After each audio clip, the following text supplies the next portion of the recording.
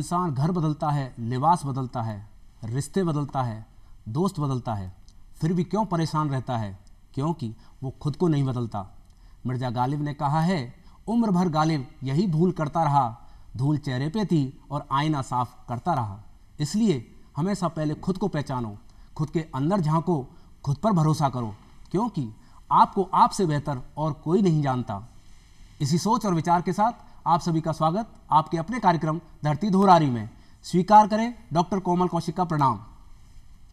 कहते हैं भविष्य केवल उनका है जो सपनों की सुंदरता में यकीन करते हैं, और सपनों को साकार करने का सबसे श्रेष्ठ तरीका है समय पर अवसरों को पहचान कर उनका उपयोग करना।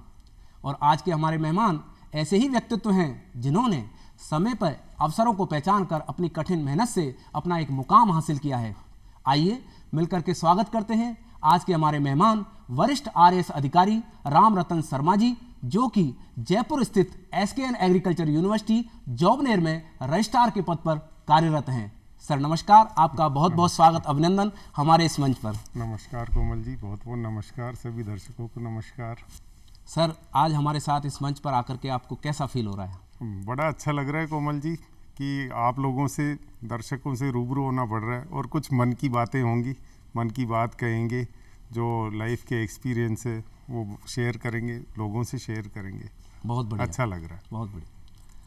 हर व्यक्ति के दिन की शुरुआत कुछ खास होती है, अपना दिन का एक निश्चित शेड्यूल होता है। अगर हम आपकी बात करें तो आपके दिन की शुरुआत किस प्रकार होती है? आपका दिन का शेड्यूल किस तरह का रहता है?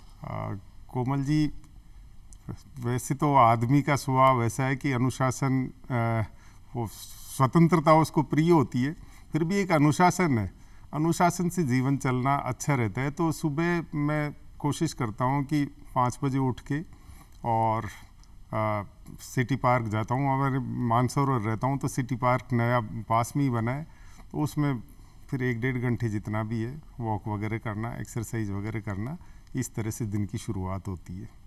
सुबह की आप ऊर्जा के साथ में दिन की शुरुआत करते हैं, बहुत बढ़िया। आगे हम बात करें आपकी एजुकेशन की, तो आपकी प्राइमरी एजुकेशन आपके बर्थ प्लेस अलवर जिले के प्रतापगढ़ में हुई जी। और आगे की स्कूल एजुकेशन आपकी जयपुर में हुई जी। अगर हायर एजुकेशन की अगर हम बात करें तो 1992 में आपने बीई किया इलेक्ट्रिकल में कोटा इंजीनियरिंग कॉलेज से। जी कोमल। युवा मन में सपनों की उड़ान होती है, इधर उधर जाने की, कुछ कर गुजरने की, भविष्य की प्लानिंग होती है। तो क्या आपको शुरू से ही इंजीनियरिंग में जाने का था या कुछ और करने का था? देखो कोमल जी, कई चीज़ें इसके साथ, कोई भी जहाँ भी हम जिस मुकाम पर भी पहुँचते हैं तो उसमें बहुत सारे फैक्टर्स काम करते हैं। अब बड़ा इंटरेस्टिंग मैं आपको बताऊंगा कि हमारे गांव में साइंस नहीं थी जी, तो सबसे बड़े वाले, और 10th तक की स्कूल हुआ करती थी उस ज़माने में, एजुकेशन इतनी ज़्यादा स्कूल वगैरह अवेलेबल थी नहीं, तो सबसे बड़े वाले भाई को आर्ट्स लेनी पड़ी। 10वीं तक गांव पढ़े, 11वीं में वो थानागाजी हमारी तहसील लगती है, वहाँ 11वीं में आर्ट्स ली।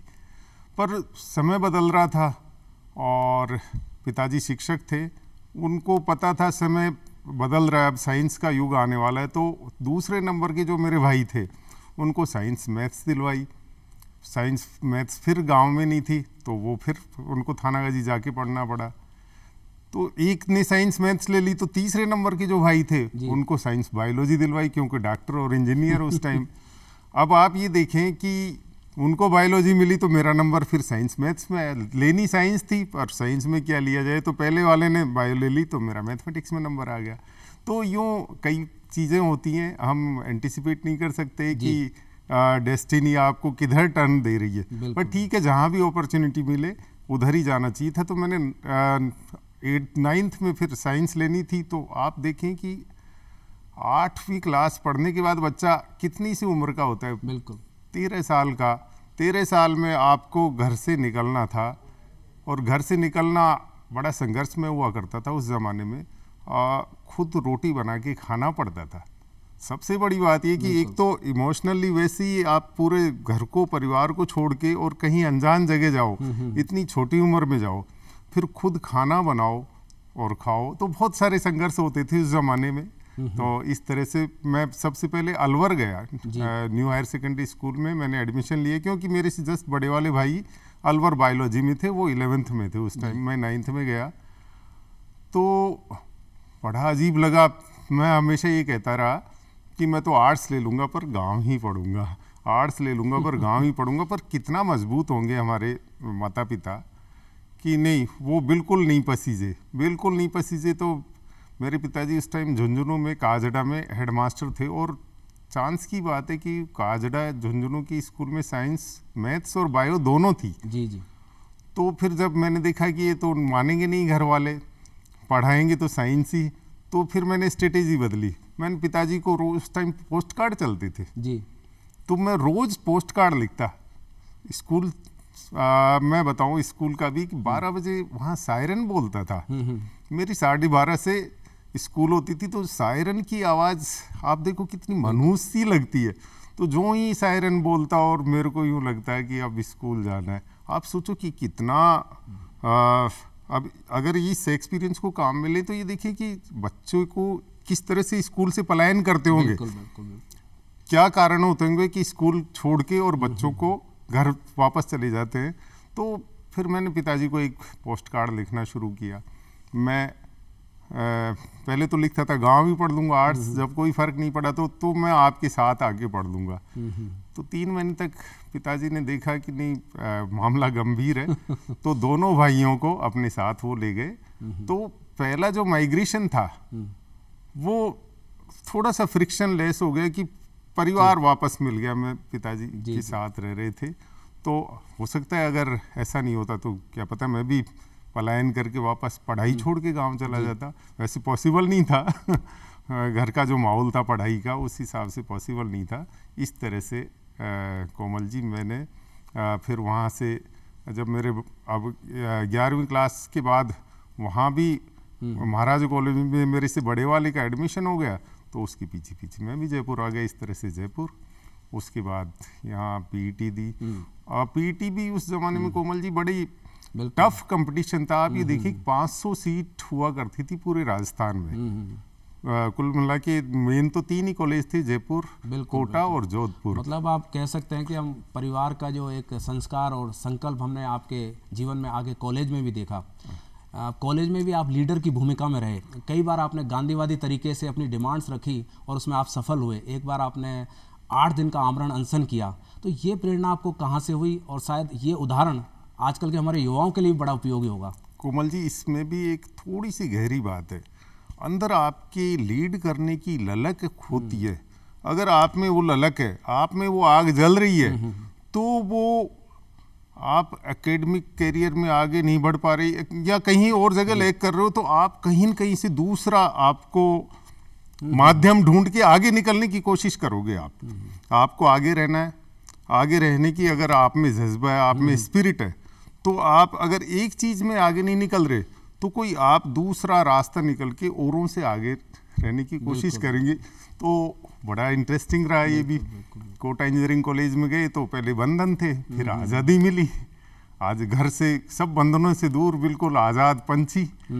तो आप ये देखिए कि वहाँ एकेडमिक कैरियर थोड़ा सा नीचे जाने लगा। फर्स्ट ईयर तो उस पुराने जो आदतें थी, आदतन पढ़ने की आदत जो थी, उसे फर्स्ट ईयर तो बड़ा आराम से हो गया, अच्छे नंबर भी आ गए। तो लगा कि ये तो बहुत आसान है। सेकंड बी में डिप करने लग गया, और फिर वो मन में आगे कि नहीं ये जो 1200 लड़के या क्लास में जितने भी हमारे 200-250 का बैच था, कि नहीं आगे रहना है, ऐसे नहीं। तो आगे रहने का और कोई जरिया दिखा नहीं, तो कि लो स्टूडेंट लीडरशिप में चले जाएं। तो इस तरह से स्टूडेंट पॉलिटिक्स में इन्वॉल्व हो गया मैं। आपने इंजीनियरिंग किया, उसके बाद सिविल सर्विसेज की तैयारी में आप गए। उसके बाद आपका 1998 में राजस्थान प्रशासनिक सेवा में चयन हुआ। कोमल जी, मैं बीच में आपकी बात काट रहा हूँ, पर आप तारतम्यता देखिए। हाँ बिल्कुल, तारतम्यता मैं बताता हूँ आपको कि जब स्टूडेंट लीडरशिप में क्यों गया, क्योंकि आगे रहने की इच्छा थी। स्टूडेंट लीडरशिप में गया तो वो जो एकेडमिक कैरियर है वो नीचे आ गया। बिल्कुल बिल्कुल। अब जब वो नीचे आ गया, जब हमारे सब साथी पास आउट हुए, तो चारों तरफ देखा तो पीछे हो गया। पीछे हो गया तो अब आगे कैसे निकले? जो साथ चल रहे थे, जो थे, उनसे आगे निकलने के लिए फिर मैंने कहा नहीं भैया, अब सिविल सर्विसेज दो। नहीं तो कुछ नहीं है, खो चुके, बहुत कुछ खो चुके। तो फिर मैंने सिविल सर्विसेज देने की सोची। वैसे मतलब आपकी ये एक प्रेरणा स्रोत रहा जो इंजीनियरिंग के बाद आप सिविल सर्विसेज की तरफ गए। एक बात और है कोमल जी कि जब स्टूडेंट पॉलिटिक्स में था तो पॉलिटिशियंस के बहुत कांटेक्ट में रहता था। मैं बताऊं कि मेरा मानना है, व्यक्तिगत मानना समझ सकते हैं आप, कि लोग सब पॉलिटिशियंस को बहुत बहुत यूं कोसते हैं। आप समझना मेरी बात को, पॉलिटिशियंस को कोसते हैं, पॉलिटिशियंस ने ये कर दिया, पॉलिटिशियंस ने ये कर दिया, और देखो बिना पढ़े लिखे, कम पढ़े लिखे ये कर रहे हैं। पर आप गंभीरता से सोचेंगे, आपने देखा नहीं शायद, जो ये बात जो कहेंगे उन्होंने उनकी जीवन को नज़दीक से नहीं देखा जी। मेरे को ये चांस मिला स्टूडेंट पॉलिटिक्स में। आप ये देखें कि इतनी टफ होती है। एक तो दूसरी बात मैं साथ में ये और शेयर करूंगा कि जो ऑफिसर बनता है या जो भी कोई बनता है वो कितनी सी किताबें पढ़ता है। मेरे को पता है कि कितना पढ़ना पड़ता है, बिल्कुल कितना पढ़ते, पर उनको दिन भर उतना पढ़ता है। इतनी पब्लिक के दिमाग पढ़ने पड़ते हैं। आप ये देखें, इतना कुछ करना पड़ता है। वो गुस्से में नहीं हो सकते, उनको सबकी बात सुननी पड़ेगी, सबको संतुष्ट करना पड़ेगा। तो पॉलिटिशियंस की लाइफ जो है इतनी इजी नहीं मानी जा सकती, और बड़ा टफ। अगर इसको एज प्रोफेशन देखे तो उनका बड़ा टफ प्रोफेशन है। तो फिर मेरे को ये समझ आया कि ये तो बहुत ही, इनकी तो लाइफ बड़ी अजीब है ना। ये तो बिल्कुल परेशान से, उनसे अंदर से पूछो तो बड़ी परेशान से रहते हैं। ये लोगों को दिखता है, ऐसा नहीं है, नज़दीकी से देखो तो इनके काफ़ी चैलेंज है, इनको परेशान है, बहुत मेहनत करनी पड़ती है, बहुत ज़्यादा मेहनत करते हैं, सुबह से रात तक लगे रहते हैं। तो फिर उनसे जब इंटरेक्शन होता था तो लगा भी, उन्होंने कहा नहीं यार। तो मेरे को समझ आया कि ये जो करते हैं, ये जिस मुकाम पर पहुंच के ये जो करते हैं वो दूसरी तरह से भी किया जा सकता है। मैं बताऊं आपको कि एक एसडीएम होता है या प्रशासनिक सेवा में जब आते हैं, इतना करने का मौका मिलता है, इतना करने का मौका मिलता है। इनको तो फिर भी 5 साल मिलता है, पर हम लोगों को तो फिर मेरे को लगा कि नहीं, इधर चलना चाहिए। तो इस तरह से जिग-जैग जहाँ जाना था। तो आगे अगर हम बात करें, हर ऑफिसर का एक अपना कार्य करने का तरीका होता है। आप प्रशासनिक सेवा में हैं, तो सीधे ही अगर हम पूछें एडमिनिस्ट्रेशन मेथड क्या है? कोमल जी, फिर मैं ये कहूँगा कि मैंने जब स्टूडेंट पॉलिटिक्स में रहा तो आप पूरे कॉलेज को साथ लेके चलना पड़ता था। 1200 हुआ करते थे उस टाइम। तो हम 1200 की जो सबकी कॉमन इच्छा है, या सबको एक एंटिटी माने, उस 1200 को 1200 मत मानो, उसको एक मानो, और उसको किस तरह से चलाना है जी। तो ऐसे जब भी आप जिस जगह पोस्टेड रही, तो आप यूँ मानो कि इन सब को ध्यान में रखते हुए हमको काम करना है। जो कुछ करना है वो सामने वो दिखने चाहिए कि हम इनके लिए, हम इनको सर्व करने के लिए आए, हम इन पर अफसरी करने नहीं आए, हम इनको सर्व करने आए। और प्रभु ने एक अपॉर्चुनिटी दी है तो आप इनको करो ना। हर किसी को नहीं मिली, हमको अपॉर्चुनिटी मिली है। आपको बड़ा सिस्टम है, जो संसार का बड़ा सिस्टम है, उसमें आप अपने को एक रोल मिला है तो उसको ड्यूटी मान के और करो जी। उनके लिए करो जिनके लिए आपको ये ड्यूटी थी। और इस तरह की सोच से एक आउटपुट भी हम अच्छा दे पाएंगे। आपके सेवा काल की अगर हम बात करें तो आपने कई जगह बहुत ही बेहतरीन काम किए हैं, और इसी कड़ी में एक किस्सा है 2013 का उत्तराखंड का नेचुरल डिजास्टर, जो अपने आप में एक बहुत बड़ी त्रासदी थी। राजस्थान सरकार ने लोगों के राहत और बचाव कार्य के लिए जो पहली टीम भेजी थी, उसका नेतृत्व आपने किया था, जहां आपने ऋषिकेश में पहला कैंप से शुरुआत की थी। करीब 18 दिन उसके बाद आप जोशीमठ में रहे। तो ये किस प्रकार से संभव हुआ और कितना चुनौतीपूर्ण रहा आपके लिए? वैसे लीड तो उस टाइम हमारे सबसे senior most OP Gupta ji थे। ओपी गुप्ता जी ने की थी। हम टीम थी 3 जनों की। भाटी साहब थे, भाटी जी थे, ओपी गुप्ता जी थे और मैं थे। मेरे को जब सूचना मिली कि आप तुरंत, करीब 4-5 बजे की बात होगी, कि आप तुरंत है ना सेक्रेटरीट पहुँचे। तो 1-2 दिन पहले डिजास्टर हुआ था, तो मैंने कहा क्यों, कैसे? कि नहीं वो आप पहुंचे, बैग लेके पहुंचे। मैंने कहा मेरे को क्यों चुना गया है? मतलब यूं प्राइमा फेसी प्रथम यूं लगा कि यार मैं ही क्यों। पर आप ये देखें कि जब वो मौका मिला ना, तो मैंने भगवान का धन्यवाद दिया कि आपने कितना अच्छा मौका मेरे को दिया है ये काम करने का। आप सोचें, मतलब वो बता नहीं सकते, वो जो सीन थे, वो माहौल था। आप मैं बता देता हूँ, थोड़ा टाइम लगेगा। कि जब हम गए तो यहाँ से भेजा गया, 3 जनों की टीम जा रही है, भाई तीनों को जाना है और वहाँ देखो जाके। ये किसी को पता नहीं क्या करना है, तीनों को ही पता नहीं। तो हम जब दिल्ली से जो जाना था, देहरादून फ्लाइट लेनी थी, तो बाद में समझ आया कि क्या हुआ।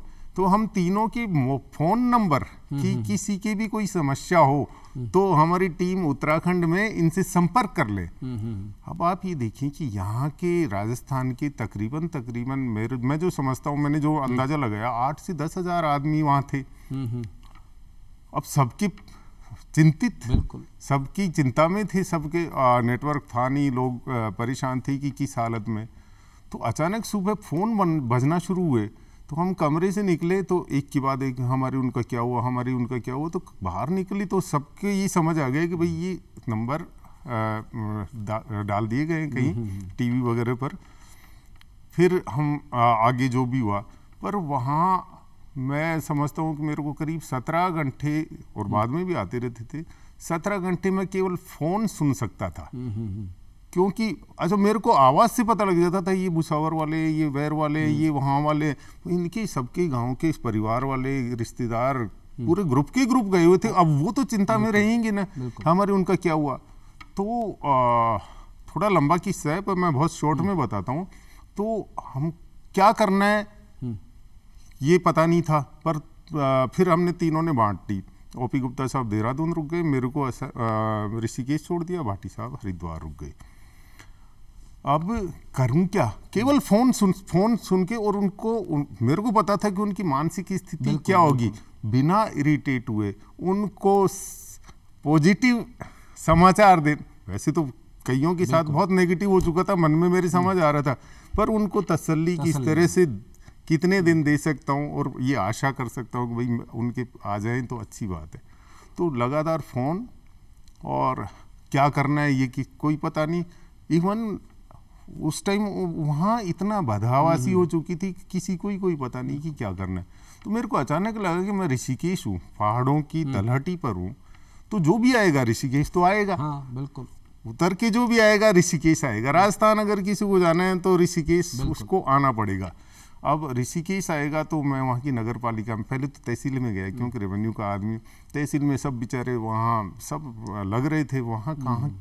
तो फिर बातचीत से थोड़ा समझा। फिर मैंने कहा मेरे को एक ऐसी जगह चाहिए जहाँ ऊपर से कोई राजस्थान जाए तो कोई ऐसा रोड, कोई ऐसी जगह। तो मैंने सेलेक्ट की। तो नगर पालिका के सामने एक मंदिर टाइप सा था, पीछे गंगा रोड और सामने नगर पालिका। मैं अकेला, मेरे जेब में करीब 17,000 रुपये थे उस टाइम, ज़्यादा ले भी नहीं जा पाया था। बाद में तो सरकार ने बहुत कुछ किया। तो मैंने एक टेंट लगाया। अब मैं फ़ोन सुन सकता था, कर नहीं सकता था, क्योंकि एक कटेगा तो दूसरा ऑटोमेटिक कनेक्ट होते रहते थे, इस तरह का था। अब वहाँ मैंने कैंप शुरू किया। तो जो आए, पहला जो आया जत्था, तो पहला जत्था आया तो उसमें एक रिटायर्ड रीडर थे रेवेन्यू के। तो मैंने उनको समझो कि मैंने कहा ऐसे पेशानी बना लो, रजिस्टर बना लो, ये कर लो, और अब कुछ फल और बिस्किट, पानी वगैरह। मैंने कहा कोई आए तो उनको तसल्ली मिले कि हमको संभालने वाले मिल गए। इस तरह से शुरुआत हुई। और शाम को मैं जब काम कर रहा था अकेला बैठा, तो वो तो उनको तो भेज दिया, यहाँ से रोडवेज की बसें वगैरह लगी। तो जब मैं काम कर रहा था तो वहाँ के एक लोकल कर्मचारी थे। वो कर्मचारी उन्होंने मेरी हालत देख के, और वो अचानक मेरे पास आके बैठ गए। मेरी समस्या ये थी कि बैटरी ख़त्म हो रही थी, चार्ज करना था इस तरह से। तो वो आए, उन्होंने बड़े सिंपैथेटिक वे में मेरे को असिस्ट करना, क्योंकि उनका रेजिडेंस था उस कैंपस में, बाद में पता लगा। उन्होंने देख के, और मतलब मैं इसलिए बता रहा हूँ कि आप अच्छा काम शुरू करेंगे तो बहुत लोग साथ हो जाएंगे, कड़ी से कड़ी जुड़ती चलेगी, बहुत सपोर्ट मिलता है अगर आपका इंटेंशन अच्छा होता है। तो वो अचानक गए और वहाँ के 2-3 उनके राजस्थान के कोई जानकार थे, उनको बुला लाए। फिर आप ये देखो कि वो इतना वो शुरू हुआ बुलाने का और व्यवस्थाओं का कि तीसरे दिन वहाँ जो भी कोई ऊपर से आ रहा था उनको खाना, रहना और जाने की व्यवस्था सरकार की थी। इतना बहुत कुछ हुआ। फिर वहाँ की व्यवस्था देख के मेरे को सरकार ने जोशीमठ भेज दिया। खैर ऐसे इस तरह से बड़ा ही अच्छा ये अनुभव रहा।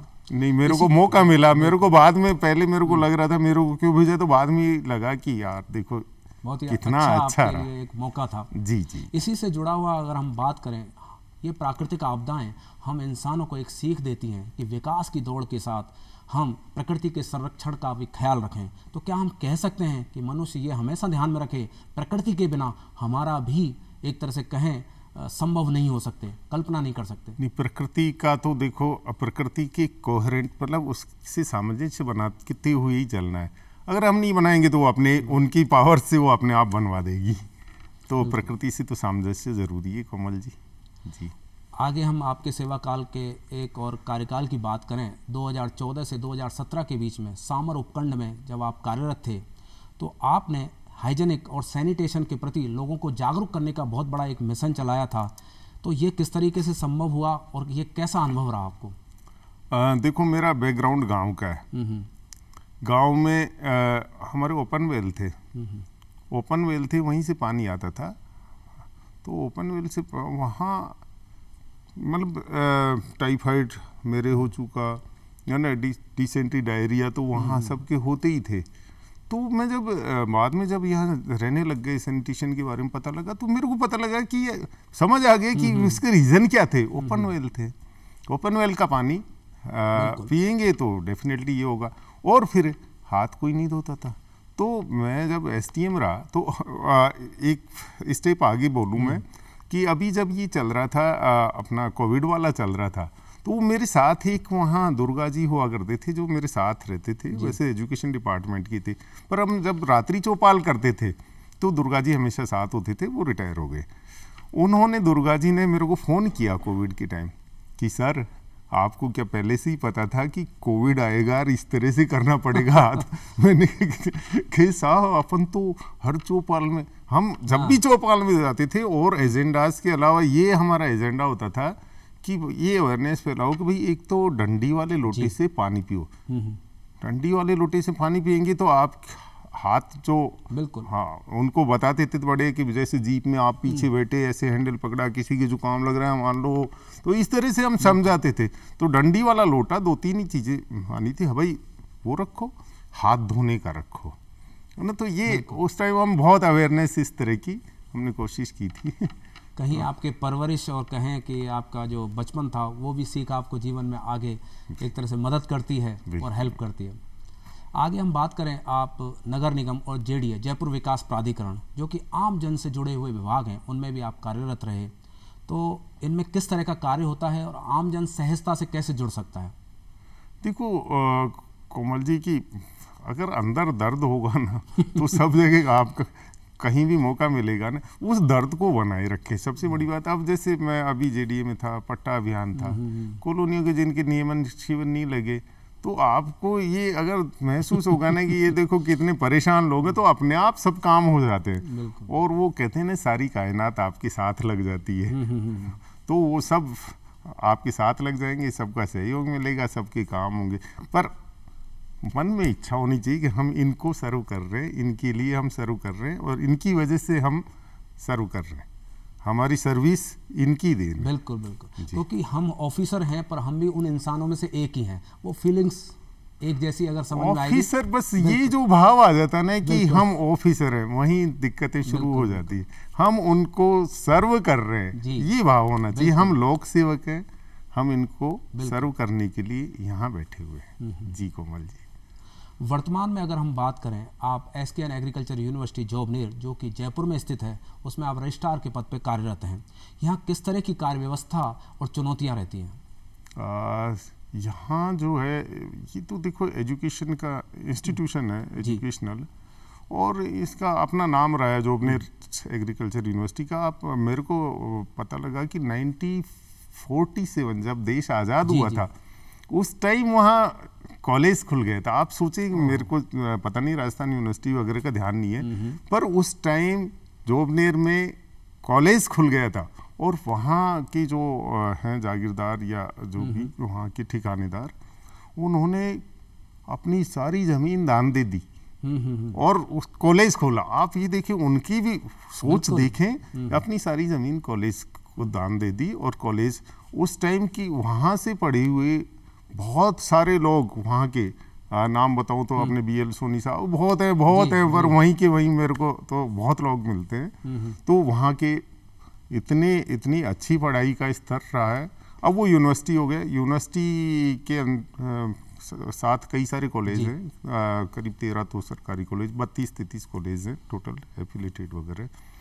तो एक एजुकेशनिस्ट उन लोगों के साथ रहने का मौका मिलता है, वो अपने अपने फील्ड में साइंटिस्ट हैं, वो अपने करते रहते हैं। राजस्थान में काफ़ी कंट्रीब्यूशन है। देखो एग्रीकल्चर का रोल तो, ये पानी की कमी हो गई तो पानी की कमी हो गई, कोई बीमारी लग जाती तो वो सब लगे रहते हैं। तो उन लोगों के साथ अच्छा लगता है काम करना। आगे हम बात करें सिविल सेवा की, तो आपकी पीढ़ी और वर्तमान में जो युवा आ रहे हैं उनमें आप क्या फ़र्क देखते हैं? क्या हम कह सकते हैं जैसे आज हमको ग्लैमर, धन शक्ति और एक पावर का प्रभाव देखने को मिलता है, बजाय इसके कि ग्रास रूट पे काम करके पॉलिसी बनाई जाए, तो इसके बारे में आपके क्या विचार हैं? देखो, ये प्रभाव तो पहले भी थे, अब भी रहेंगे, भविष्य में भी रहेंगे, पर इन प्रभावों से बचते हुए आप अपने उद्देश्य की पूर्ति करें तो ज़्यादा अच्छा है। वैसे ऐसा नहीं कह सकते कि ये ग्लैमर से प्रभावित है। नई पीढ़ी बहुत सेंसिटिव भी आई है, बहुत सेंसिटिव है, ठीक है। अब जो ज़माने के साथ जो देखते हैं वो तो इतना तो रहना ही पड़ेगा। अब आप अपन ये कहें ग्लैमर मोबाइल नहीं रखे तो ये पॉसिबल थोड़ी है, ठीक है ना। अब उनका अपना ज़माना है और अच्छे लोग हैं, सेंसिटिव लोग हैं, अच्छा काम भी कर रहे हैं। कुछ लोग नहीं कर रहे, तो जो अच्छे काम कर रहे हैं उनको देख के वो अच्छा करने लग जाएंगे, ऐसी आशा करते हैं। हमारा देश एक युवा प्रधान देश है। हमारे यहाँ सबसे ज़्यादा जनसंख्या युवाओं की है। एक तरह से हम कह सकते हैं एक ये डेमोग्राफिक डिविडेंड है जो आने वाले काफ़ी समय तक हमको एक तरह का रिटर्न आउटपुट इसका मिलता रहेगा। तो जो बच्चे आज हमारे युवा हैं जो सिविल सर्विसेज की तैयारी कर रखे, तो उनके लिए अगर आप कोई टिप्स दे पाएँ जो उनके लिए उपयोगी हो।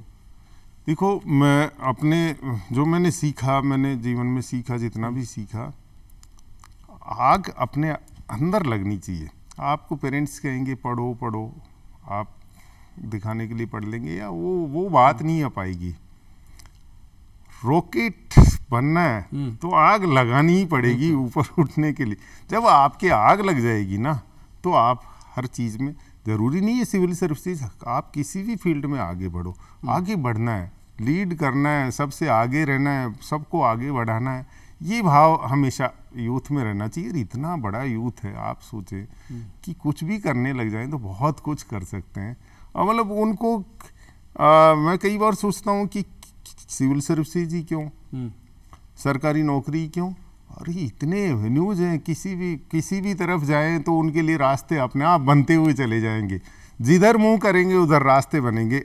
बस ये एक बार मन में सोच ले कि हम चल पड़े और आगे तक जाना है, दूर। मतलब उद्देश्य और संकल्प पक्का होना चाहिए। बस तो मन में एक होनी चाहिए आग। जी कोमल जी। आगे हम बात करें आपकी रुचि की, तो आपको किताबें पढ़ने का बड़ा शौक है और उसमें भी विशेष रूप से रोचक और ऐतिहासिक घटनाओं पर आधारित। तो ये रुचि आपको कहाँ कैसे हुई? क्या है कोमल जी, मेरे पिताजी टीचर रहे और वो जहाँ फिर हेडमास्टर हो गए, तो वो जहाँ जहाँ उनकी पोस्टिंग होती थी तो वो एक लाइब्रेरी सेट कर देते, उसमें अच्छी बुक्स लाते थे।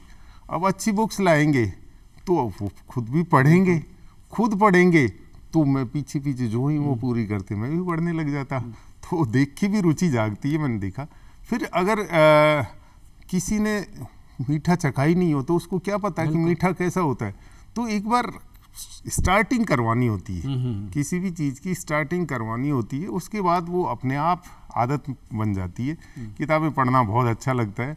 और वो की दुनिया है, हमारा विजन तो बहुत थोड़ा सा है, पर उस दुनिया सारे कुछ उसमें मिल जाते, पूरी दुनिया मिल जाती है उसमें। ऐसा नहीं किताब ही एक चीज़ है। अभी जो और भी जैसे नेटफ्लिक्स वगैरह वगैरह, ये बहुत प्लेटफॉर्म है। जी। तो इनमें भी अपना लिटरेचर आ रहा है। आप देखो कि वर्ल्ड वॉर के बारे में हाँ कितना WW सेकेंड इसमें देखो आप, जब आ रहा है नेटफ्लिक्स पर तो पता लगता है कितना विभत्स रहे। युद्ध हमेशा विभत्स होता है, बिल्कुल।